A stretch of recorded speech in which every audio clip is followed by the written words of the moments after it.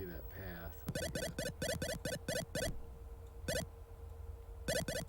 Alright, just working through a little technical issues here on this edition of State Champs eSports Atari 2600 edition.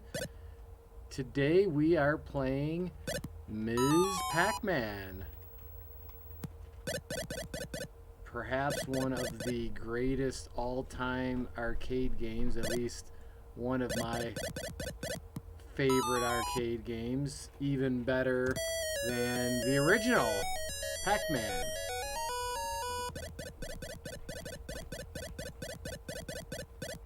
Before we get too deep into gameplay here, let's thank our sponsors.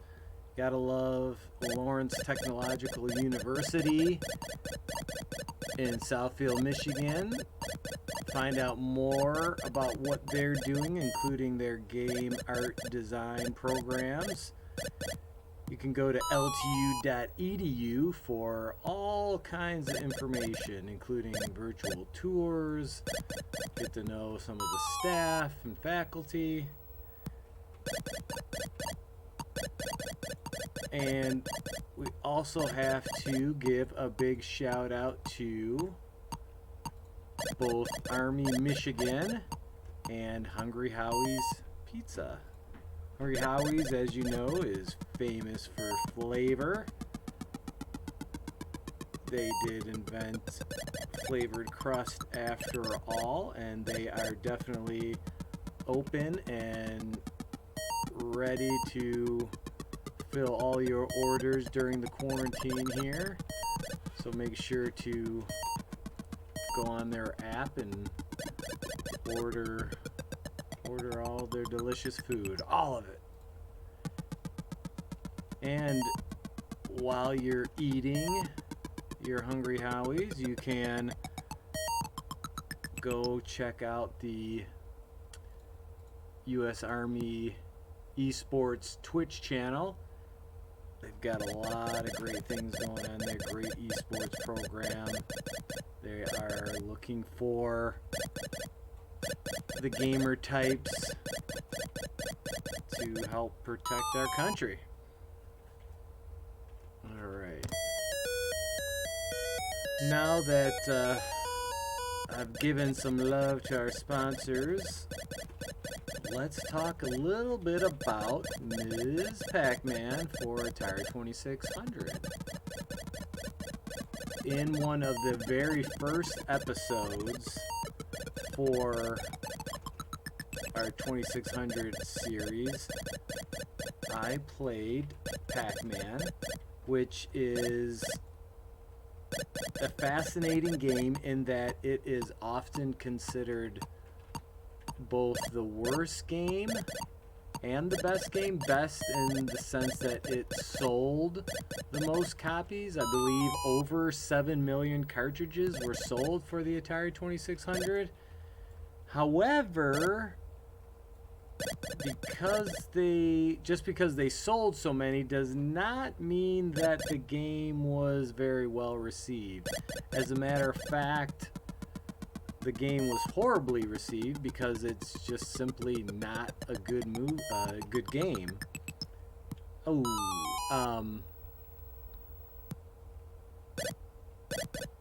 I think the biggest problem with the Atari port is that the arcade game itself is such a classic, and the port just fell short in so many ways. Now, the beauty with what they've done with Ms. Pac-Man is they really fixed all the flaws of the Atari port for this version of the game. If you haven't seen the episode where we played the regular Pac-Man or the original Pac-Man for the 2600, there's just so many things wrong with it. The screen itself looks nothing like the original Pac-Man game. The maze is all wrong.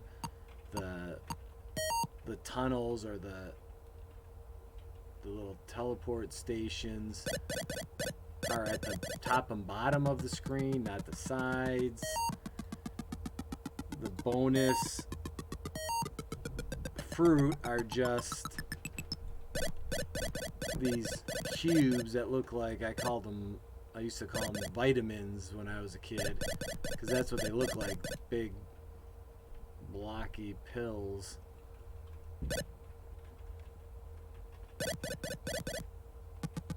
And then of course the ghosts barely looked anything like the original, and of course Pac-Man himself looked nothing like Pac-Man. And the dots, there was dashes instead of dots. Now, as you can see, obviously, for Ms. Pac-Man, one of the things they did not change were the dashes instead of the dots.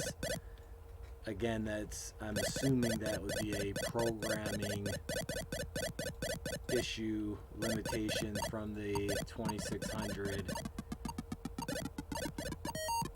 that they just weren't able to work out. But I will say this for Ms. Pac-Man: the board actually has some semblance of the arcade game in design and color, and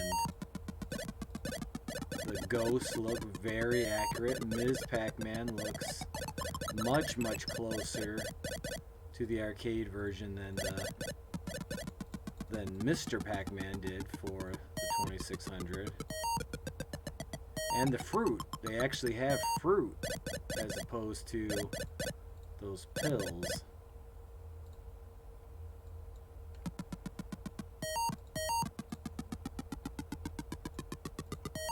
Now, the interesting thing is that Ms. Pac-Man came out in both the arcade and the home video port.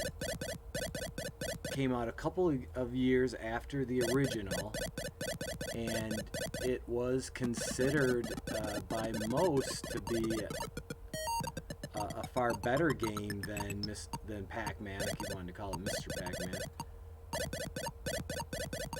Oh, I thought I was going to be able to outrun him there. In fact, Ms. Pac-Man won Game of the Year.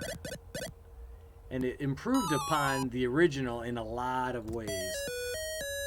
For one, the screens changed each level, even though I think at a certain point they did start cycling through. They incorporated new bonuses. There was a pretzel, that was my favorite one that they added to Ms. Pac-Man. And then they had the great cutscenes where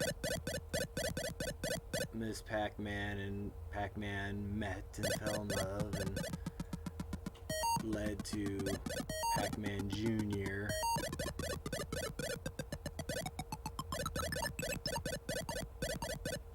And so it looks like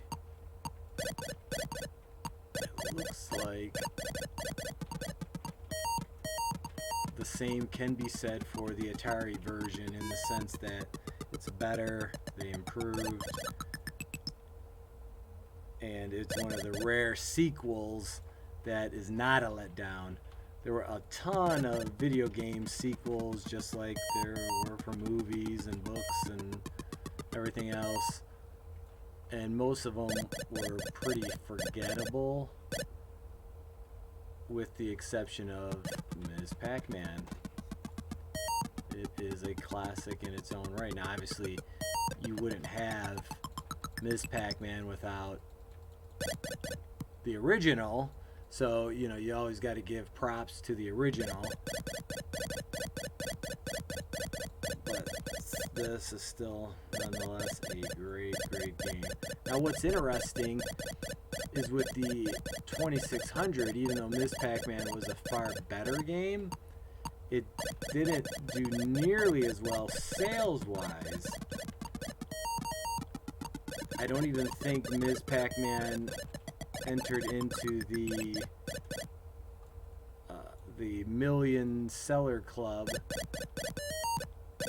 there were about, in the top 20, and if you've heard any of my other episodes, you'll probably sick of hearing me talk about this, but that's kind of what I've been focusing on in these early episodes of our stream, is in the top 20 of best-selling Atari games, about roughly the top 10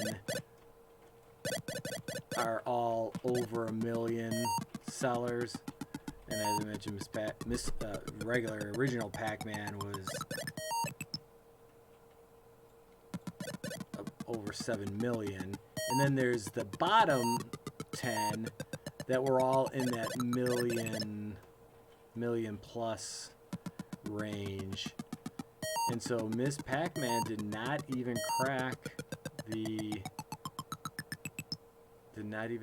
that million seller club. I assume that either people were so burned with how much they hated the original Pac-Man cartridge that they skipped it, or they just figured, hey, I've got a game already like that, too similar to the cartridge I already own, so why have the same thing? Which I completely understand, because while I did own Pac-Man for the 2600, I did not own Ms. Pac-Man, so I am one of those people that probably to be blamed for why Ms. Pac-Man didn't sell better than it did. Oh yeah, let's see if I can get all of them. Ooh, let's get the fruit. I don't want to risk it with those ghosts popping out. Oh. So, yeah, if you haven't seen any of our other episodes, I've been kind of making my way through the top 20 with a couple exceptions here and there. So I'm almost done. I just have a few more games that I've got to play. Adventure, Yar's Revenge, and Raiders of the Lost Ark, I think, are the three on that list that I've got to get to. And since I did E.T., I wanted to take a break from the top 20 list and just play something just for fun, since that game was not fun. I just wanted a good old fashioned good time. Now, I will say one thing about ports is that I usually give them a little less favorability when I'm, kind of making my own personal list of best Atari games, because it's so clearly based on the arcade version with most of these ports that I don't consider it to be like a true Atari 2600 game. Now, Activision, on the other hand, made almost all completely new original games for Atari, and that's why I've stated many times before, and I'll state it here, Activision is the best game developer for the Atari 2600, hands down. Even though Atari did make a lot more money, at least based off of sales numbers, than Activision did, but most of those cartridge sales went from ports of either their own arcade games like Missile Command, or ones that they bought the rights to, like Pac-Man. Although I think the second biggest selling cartridge of all time is Activision. And it is an original game, Pitfall. So you gotta give him props for that, for sure. Alright, let's see. Ooh. Alright, so I'm gonna use this 11,000 for my benchmark. What I do at the end of every episode, once I've kind of gone through the gameplay and the backstory on the creation of the game, is then I just kind of focus in and play a few games, just concentrating on play. Typically those are the better games, although with Asteroids I was able to play the same first game that I started with for almost an hour, and then I just kind of got talked out and bored and called it quits. So what I'm going to do is, if I can beat 11,000, then I'll continue playing. If I can't, then that means I'm running out of steam and I'm gonna throw in the towel. So that's my benchmark here. So I'm gonna stop yapping a little bit, and I am going to just play the game. Enjoy.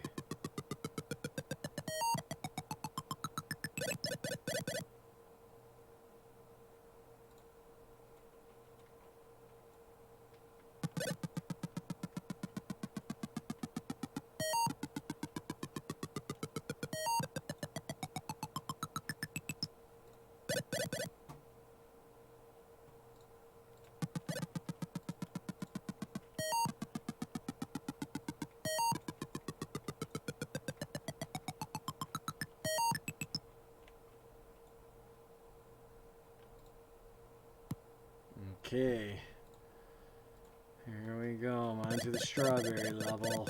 Doing well. I'm almost halfway to my... Well, I'm just over halfway to my 11,000. Oh. Okay, no talking.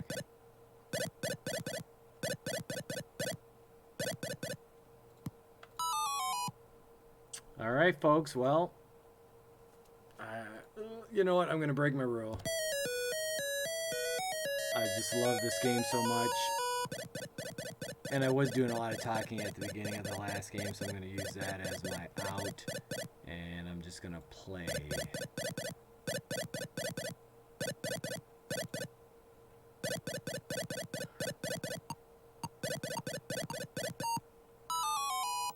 Walked right into that damn ghost.